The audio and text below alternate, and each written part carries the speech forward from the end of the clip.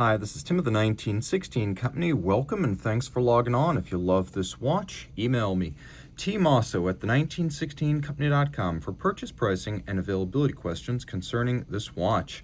And this watch is a 2022 launch in platinum, one of the coolest chronographs to come by in a while. From Patek Philippe, you're looking at the 5470P-001.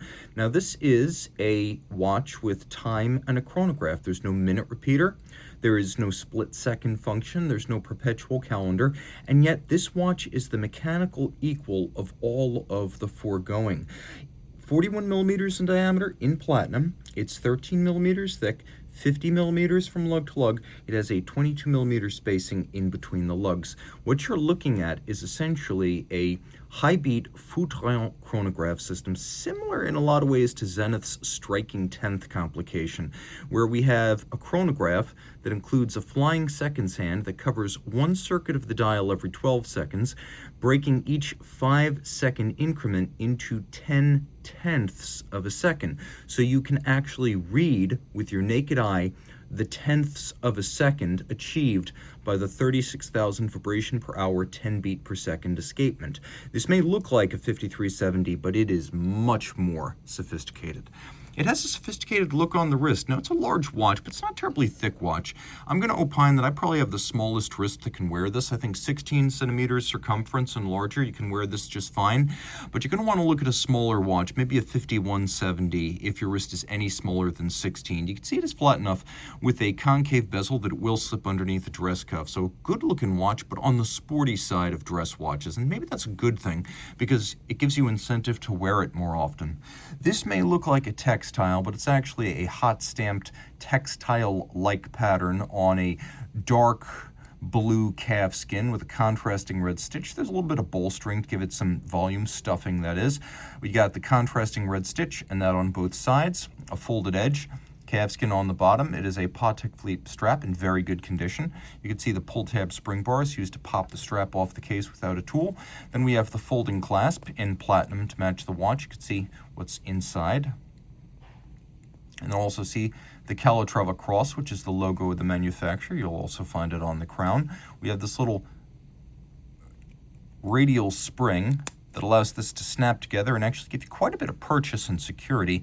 The case is very similar to the 5370 in that we have these recesses which are brushed, and then we have these little cabochons on the end, which I believe are white gold. So these little cabochons in white gold, a flawless top Vesselton diamond between the lugs, because this is a platinum Patek Philippe. That little diamond is your cue in case you couldn't feel it in the hand.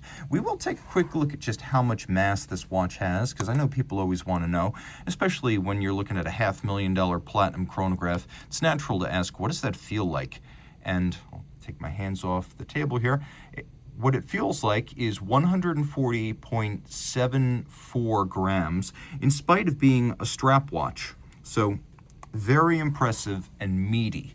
Taking a look now at the case proper, we've got a concave bezel that's slightly stepped in from the case band, and the concave bezel thins the watch visually. We have one vintage-inspired satin and polished chronograph pusher, and it is a mono pusher chronograph, which means once you stop, you must restart. Why don't we quickly review some of what you're looking at on the dial? So 7 patents protect this watch specifically. That's without delving into the patents for the underlying 29535 movement or the Advanced Research Series silicon technology that's embodied in this watch. This model specifically, the 5470, entailed 7 patents, one of which is a patent for varnishing a silicon hand. So this flying seconds hand that's making one circuit every 12 seconds is actually made of ultralight silicon, less than half as massive as if it were a brass hand. Taking a quick look though, you can see it's also been varnished, and that ability to get the lacquer to adhere to the silicon is a patented process. We have a conventional seconds display here, and you'll note that this is a 1-minute hand, so effectively moving at the same speed as the sub-seconds. That allows you to read the seconds, and then this allows you to read the fractions of a second. So you can see here I've got 1, 2, 3, 4, 5 tenths of a second. And then of course we reset. instantaneous jumping minutes. You can see we've got a blue matte lacquer on this dial that includes a dramatic alternating stepped chemin de fer for realizing the individual tenths, and we have this sort of patriotic medley of red, white, and blue on this dial with sub-registers, each of which has its own little chemin de fer or railroad track scale. We have leaf hands for the hours, minutes, and then sub-registers, and a Lancet-style counterweighted hand for the minute and the fractions. We have special polished appliqué breguet white gold numerals and white gold hands to match. Taking a quick look, there is actually some lume here. This dial in blue is sort of matte lacquer. We have sunken sub-registers that are slightly below the center pinions. So you can see that these pinions are dropped below the center, which is a feature endemic to the 29-535 movements. And then there's a very subtle concentric or azurage pattern for each of these sub-registers. Let me just make sure I've wound this. By the way, with the chronograph off, this is a manual wind 48-hour power reserve. It will be less with the chronograph running. Now you have a pretty good sense of the dial. 30 meters water resistant, so please don't swim with it. Whatever Patek says about 30 meters these days, and it's said a lot, I still recommend you not swim with a push-down crown 30-meter dress watch. Taking a look at the case back now, you can see this is quite different than a standard 29-535.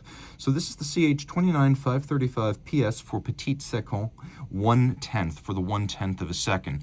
36,000 vibrations per hour like a Zenith El Primero, that's 5 hertz, 10 beats per second. It's still a column wheel lateral clutch chronograph. We do have a stop seconds function. All of this pivots on 38 joules. It is 6 position adjusted, which is outstanding and one more than a standard chronometer. You can see the minute jumper, the pawl and the pawl wheel right there. And then you can see that we have a double clutch system. So this is a lateral clutch.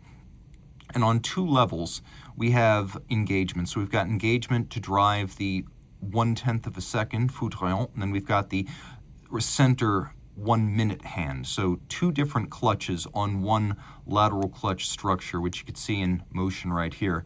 Now the other thing worth mentioning is that the clutch needs to have a anti-backlash system to avoid a, let's make sure we fire this up correctly, wind it a little bit. There we go.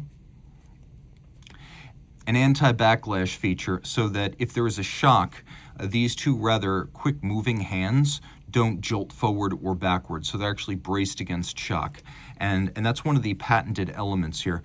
You can also see that we've got this sort of octopus-like, though it's a 5-spoke wheel. This is reminiscent of the 3rd wheel on some Patek Philippe tourbillon movements. This wheel is not quite as elaborately decorated as those, but you can see the air de famille here.